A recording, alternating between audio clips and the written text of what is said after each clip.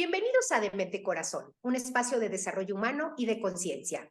Yo soy Angie Gómez.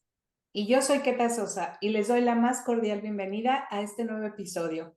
El día de hoy tenemos nuevamente a Erika Bonecki, muy felices de estar contigo, y el día de hoy nos va a hablar de un tema que quedó pendiente la vez pasada, que es el estrés postraumático. Bienvenida, Eri. Hola, Eri. Hola, queridas, gracias otra vez por tenerme aquí con ustedes y con su público. Bueno, para terminar este tema que revisamos la vez pasada y hablar ahora sí de cómo se manifiesta este trastorno, cuándo se considera un trastorno y cuándo nada más es un efecto normal después de un trauma. Exacto. Perfecto. A ver, cuéntanos qué es entonces el estrés postraumático y cómo lo diferenciaremos de los otros traumas que nos dijiste la vez pasada. Ok, bueno, aquí cualquier trauma puede causar un trastorno de estrés postraumático que se conoce por sus siglas, ¿no? TEPT o en inglés PTSD o PTSD, ¿no? Y bueno, cualquier tipo de trauma puede causar este trastorno. Ahora, ¿qué es un trastorno? Un trastorno es un grupo, es un síndrome, ¿no? Un grupo de signos y síntomas que están afectando tu parte cognitiva, tu parte emocional y tu funcionalidad en la vida. Entonces, cuando hay una situación traumática, puede haber un efecto normal, natural después del trauma, pero cuando esta sintomatología dura más de un mes y cumple ciertos criterios que les voy a platicar, entonces ya se considera que es un trastorno. Ya está afectando, como les decía, tu parte cognitiva, tu parte emocional, tu parte de comportamiento y tu funcionalidad hacia la vida. Perfecto, muy bien.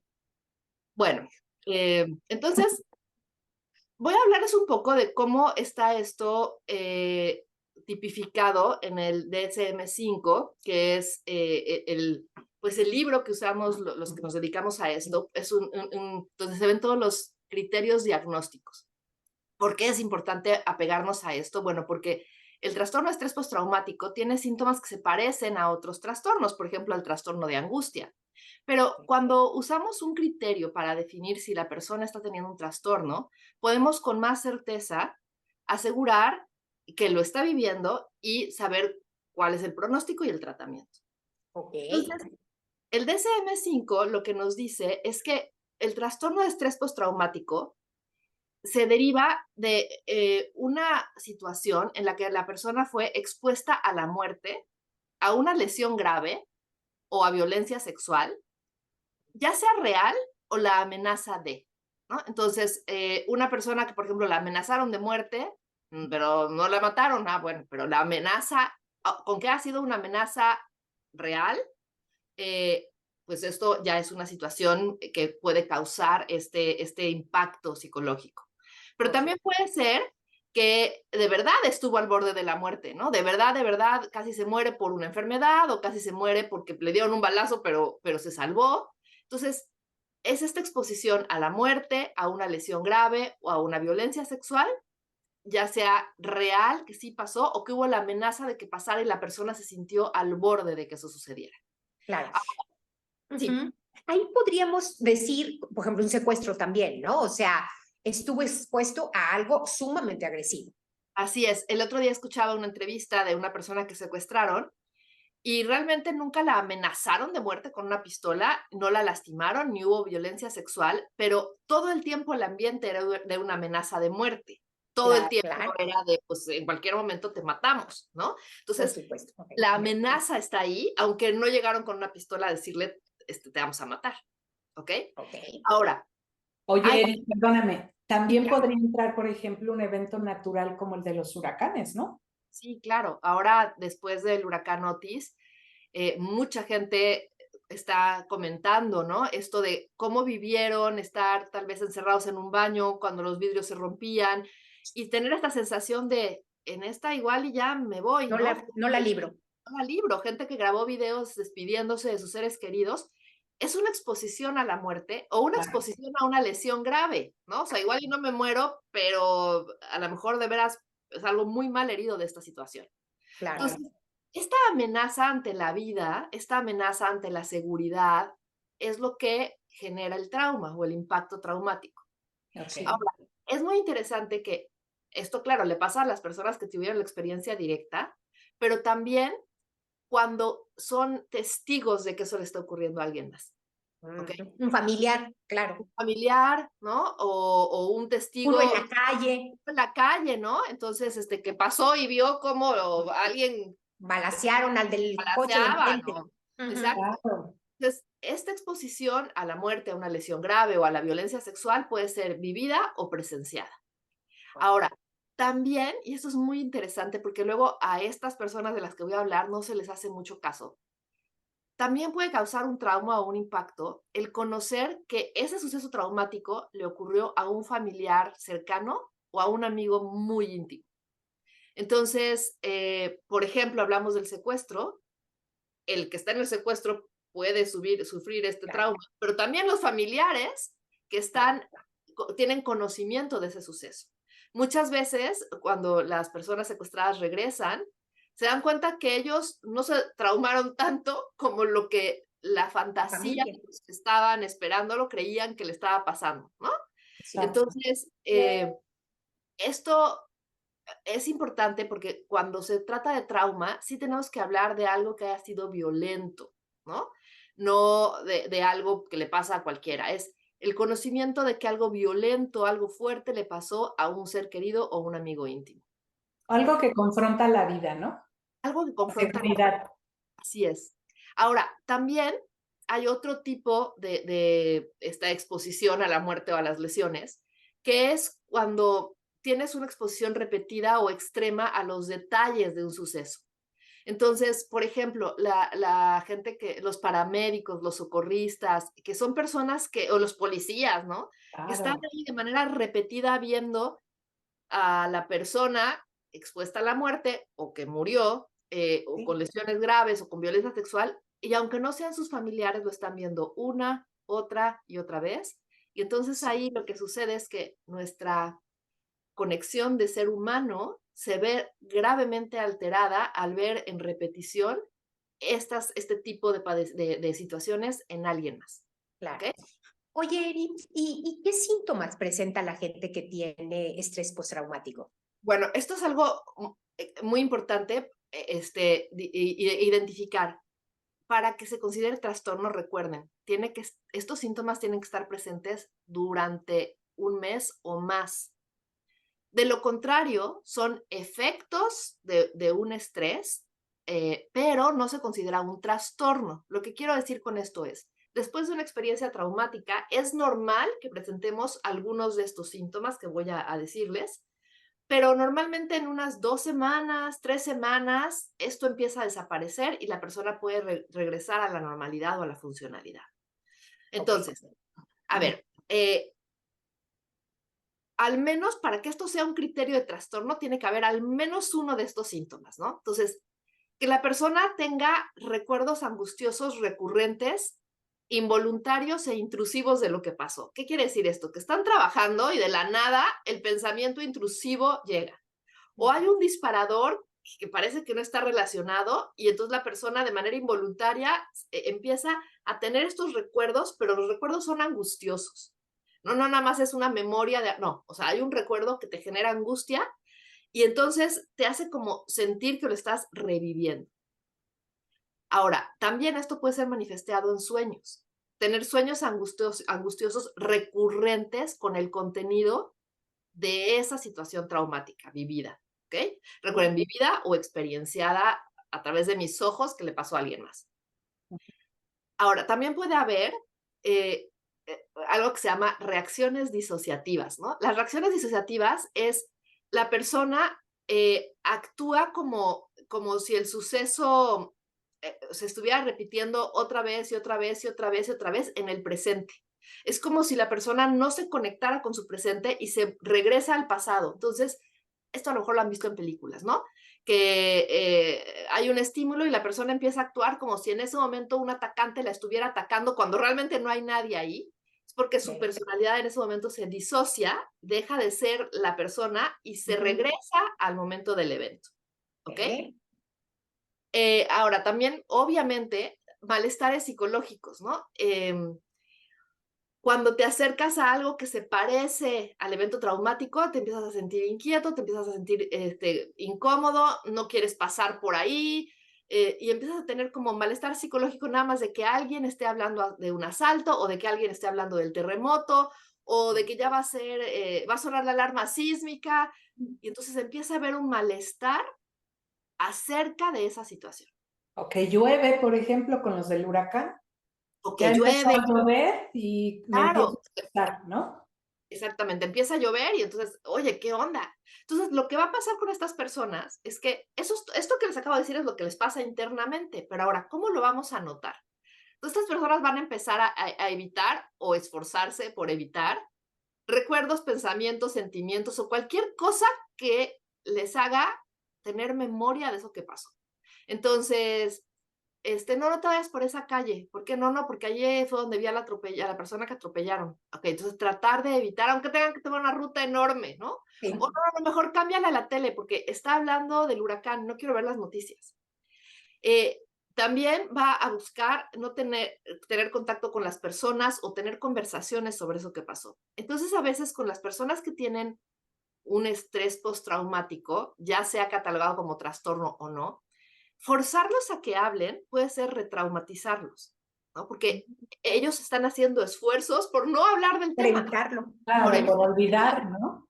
porque el malestar psicológico que eso genera, e incluso el malestar físico, porque otro de los síntomas es que las personas pueden empezar a tener, pues, sudoración, temblores, a tartamudear, a ponerse muy, muy nerviosos, tan solo por hablar del tema. Es como revivirlo. Entonces, la persona tiene que estar lista para poder expresar esto. Imagínense ustedes qué pasa cuando, vamos a pensar en una víctima de un abuso sexual, llega a la delegación y le piden que se quite la ropa y la van a revisar, Es que fuerte. ¿no? Le, Por eso le hacen la misma vivencia. le hacen la Se misma vivencia traumatizan, y entonces es una retraumatización, ¿no? claro. O están insistiendo con el que fue testigo, es que cuéntanos qué pasó, a ver, reviva el evento, por favor, reviva el evento. Y la persona en ese momento no puede, tiene un bloqueo psicológico y por eso también es importante que estemos informados, como cómo tener un abordaje frente al trauma, ¿no? Y cómo ser sensibles a no retraumatizar. Claro. Sí, sí, Como sí. terapeutas, obviamente, pues también nos entrenan para hacer esto, pero ¿qué pasa con los doctores, las enfermeras, los policías, los paramédicos? Entonces, tener conciencia de que la persona tuvo un shock psicológico importante y va a tratar de evitar el recordar eso porque su cerebro está tratando de Olvidar. reorganizarse, ¿no? De Ujú. Los sobrevivir. bomberos también podrían entrar en ese Los grupo. bomberos, por supuesto, sí, sí, los rescatistas, etcétera. Sí. Bueno, ahora, también va a haber alteraciones cognitivas, ¿no? Por ejemplo, van a tener incapacidad para recordar algún aspecto importante del suceso. Entonces, por más que le digan, pero usted estaba ahí, señorita, no se acuerdan, el cerebro se bloquea, tienen incapacidad cognitiva, Recordar. ¿no? O les da una amnesia disociativa, es decir, se acuerdan de unas cosas, de otras cosas no, o lo ven como si no lo hubieran vivido, como si estuvieran en una película. Entonces, la mente puede disociarse y no es que la persona esté mintiendo o encubriendo, simplemente hay, Protegiéndose, ¿no? el cerebro la está protegiendo. Sí. Otro fenómeno que es muy común y que la gente a veces no lo entiende es que puede haber creencias o expectativas negativas de uno mismo, ¿no? Como decir, es que ya no puedo confiar en nadie después de que esto me pasó, es que yo hago todo mal, es que a mí me pasan todas las cosas malas, es que ya estoy loco, soy un caso perdido. Entonces, no es que esté en una depresión, sino la persona empieza a desarrollar unas creencias negativas sobre sí mismo y unas expectativas de que no va a poder salir de eso, de que no es capaz, de que algo está mal dentro de él. Y esto simplemente nos habla de que el sistema nervioso está en shock y está como mal interpretando lo que está pasando. Qué fuerte. Sí, Ujú. qué fuerte. Y entonces nosotros lo podemos ver como, ay, qué raro que está, o sea, seguro se deprimió por lo que le pasó. No, es parte del shock postraumático, ¿no?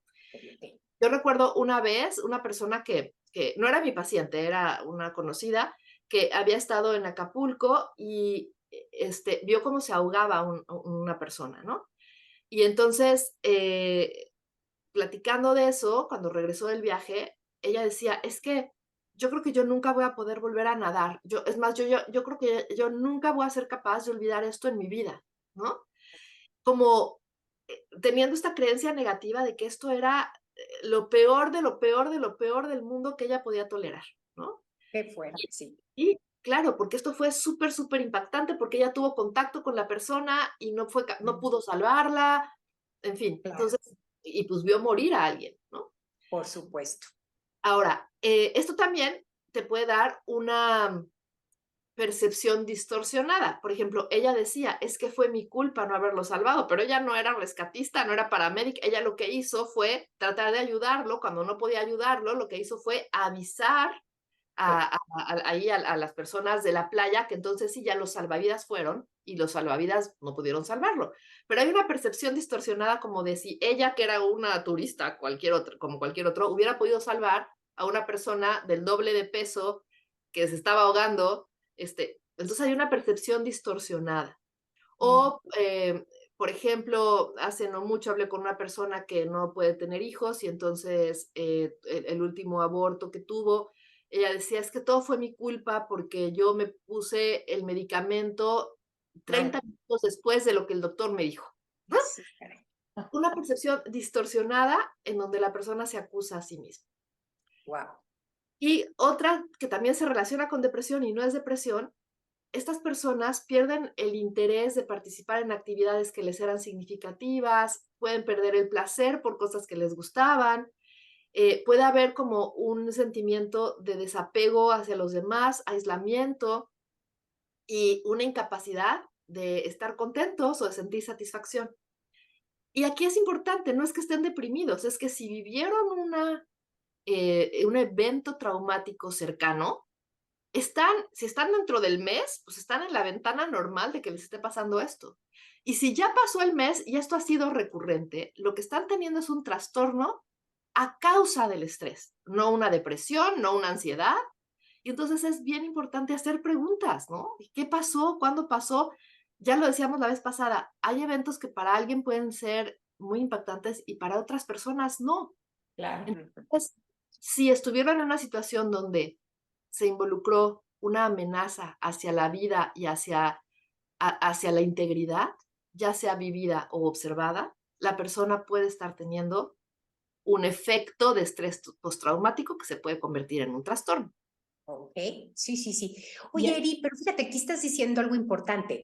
¿Cómo diferenciar al trabajar con o sea, ya hablando a lo mejor de cómo se trabaja con esto? ¿Cuándo hacer preguntas y cuándo no? ¿Cuándo para no retraumatizar? ¿Cómo, no? Porque mucho de lo que decías la otra vez es hacer que esto salga, ¿no? Con música, con arte, con, no sé, un diario. Pero aquí, ¿cómo trabajarlo sin retraumatizar? Ay, qué importante esto que dices, Angie, qué importante y qué difícil, ¿no? Sí. Creo que aquí lo primero es reconocer que la persona está pasando por un momento donde su sistema nervioso está alterado, alterado, alterado. Entonces, como con pincitas, ¿no? O sea, ir poco a poco. Entonces, observar, observar cuáles son las reacciones que la persona está teniendo. Entonces, si tú le dices, ¿no? Oye, ¿quieres hablar de lo que pasó? Y la persona te dice, no, ok, cuando estés listo para hablar, aquí estoy. Pero lo que sí puedes hacer es, puedes hablar de lo que te está pasando ahorita. ¿Puedes decirme cómo te sientes ahorita? Entonces, Ok. no vas a retraumatizar, ¿no? Sí, sí, Puedes sí. decirme qué te está pasando ahorita. Ok. Entonces, hacer preguntas y ver la respuesta. Oye, entiendo que estuviste en el huracán Otis y ves que la persona, y tienes que ser observador, ¿no? Se descoloca. Y entonces, ¿se acuerdan que hablábamos de la importancia de que el ambiente sea un ambiente seguro, Seguro. ¿no? claro. Entonces, le voy a preguntar eso en una comida, estamos Con ahí muchas todos, personas, ¿no? muchas personas, Normal, y el otro se claro. pone así, bueno, pues ya te das cuenta que tu pregunta fue muy inoportuna y cambias el tema, ¿no? Tienes la sensibilidad de ver que eso fue algo. A lo mejor la persona te dice, sí, hombre, ya está grave, y estuvo, bueno, a lo mejor para esa persona no fue traumático y ya tendrás un tema de conversación ahí medio morboso, ¿no? De lo que pasó en el huracán. Pero si la persona hace un gesto, se va para atrás, se rigidiza, se pone nerviosa, ya no más. Ahora, ¿qué pasa en el contexto de la familia o del consultorio donde hay un espacio seguro, hay una relación segura? Hay que repetirle esto a la persona. Hay que repetirle, eso ya no está pasando, estás aquí en un lugar seguro y en el momento que estés listo para hablar, lo podemos hablar, ¿no? Eh, es como bien importante, y lo decíamos la vez pasada, ser sensible a que el sistema nervioso de la otra persona está súper frágil. Y entonces, con base en eso, ir avanzando o no avanzando. Y como les digo, lo mejor es, bueno, ok, tratemos lo que hay aquí. ¿Tienes hambre? ¿No tienes hambre? ¿Quieres dormir? ¿Qué sientes? ¿Tienes ganas de llorar? No me tienes que contar el chisme de lo que pasó. Podemos estar aquí y ahora en conexión, asegurándote que estás a salvo, en lo que Es su que, sistema Eri, nervioso se restablece, ¿no? aquí estás hablando de que una persona con estas circunstancias va a estar experimentando muchas emociones a la vez, ¿no? Y que quizás ni siquiera va a poder como ligarlas, conectar claramente, las está sintiendo sobrerebasadamente Así es. y, y la tenemos que ayudar a gestionarla, ¿no? ¿Qué puede hacer la familia? Porque en este caso, pues la familia no es experto, ¿no? Y quizás es la persona principal que se da cuenta de estos síntomas. Porque a veces ni la persona misma o no quiere ir a una terapia. Por la negación, ¿no? O por la amnesia Claro. selectiva. Fíjate que aquí, bueno, a lo mejor la persona no quiere una terapia, pero una recomendación que yo siempre, siempre hago es, si la persona vivió un evento traumático, sí es importante acercarlo a un profesional. O sea, no va a pasar con el tiempo, no va, el tiempo todo lo cura, no. Se le va a olvidar, ¿no? O sea, una persona que vivió un evento muy impactante necesita procesarlo. ¿Qué mejor que acercarlo a un profesional que va a saber cómo abordar sin retraumatizar? ¿Ok? Esa sería como la primera recomendación. Pero vamos a suponer que la persona no cree en la terapia o que no tienen recursos, ya sea económicos o de acercarse a algún terapeuta. Ok, entonces, lo primero que hay que hacer es respetar, me gustó esto que decías, que es como ayudarles a procesar, ¿no? Entonces, ayudarles a digerir. Entonces, vamos a hacer un símil con el sistema digestivo. Entonces, imagínate que tu hijo, se enfermó del estómago porque comió unos tamales que o no estaban buenos o comió demasiado, ¿no? Entonces, al otro día, vomitó toda la noche. Entonces, al otro día vas a llegar con unos chilaquiles O con más tamales. o con más tamales. Pues no, Oh, claro que no, no. claro que no. ¿Qué pasa si la persona te dice, no quiero nada, Respetas. ni agua, ¿no? Y entonces a lo mejor dices al ratito, no, pues sí necesita hidratarse, entonces le voy a traer, a ver, Un té. una cucharadita, ¿no? Así una cucharadita para que te hidrates. Y en media hora más, una cucharadita. Oye, a lo mejor empiezas con gelatinas, ¿no? Ya si bien te va. No le vas a llegar con, bueno, molito, ¿qué tal un mole? Entonces, pensemos que es un Claro. poco lo mismo. La persona puede estar pidiendo cosas que te suenen como, no, pero eso no es normal. Yo tengo un caso de una persona que eh, estaba en su trabajo y la apuñalaron, ¿no? Una persona que enloqueció y sin más ni más la apuñaló, le dio 13 puñaladas, ¿no? Entonces, esta persona tenía, después, como parte de su trastorno de estrés postraumático, no podía salir de su casa. Claro. Y cuando ella salía, así fuera a pasear al perro, y alguien caminaba atrás, porque además fue por la espalda, ¿no? Entonces ella automáticamente ¡fum!, se conectaba, se disociaba, volvía a estar como en la escena y se sentía que la iban a atacar, ¿no? Entonces, después de mucho proceso y tal, logró ir al súper, pero iba con 2 personas que le estaban acompañando. Y en un momento estas 2 personas se avanzaron tantito en el pasillo y un señor pasó y ella lo vio. Y al rato volvió a encontrar al señor en otro pasillo. Y entonces ella ya juró así de, este es el psicópata que me está persiguiendo. Y entonces se quedó congelada y ya no se podía mover, ni hablar, ni gritar, ni ir con sus familiares, ¿no? Así en shock absoluto. Y entonces cuando uno de sus familiares se dio cuenta, la abrazó y ella se puso a llorar y a llorar y a llorar y a llorar y le dijo, no quiero ir nunca más al súper. No le des más tamales, si comió tamales, todavía no está listo para los tamales. No vamos al súper. A lo mejor, poco a poco, vamos a bajar al patio. 5 minutos. Exposición progresiva, ¿no? Progresivo, ¿no? Entonces, la familia necesita, pero ¿qué hacen los familiares? Se desesperan con esto y dicen, no es normal, tienes que regresar a la vida, órale, vámonos al súper, ¿no? O vámonos a... Entonces, ¿qué hace? Es eso, es como ir reincorporando, ayudándole a digerir.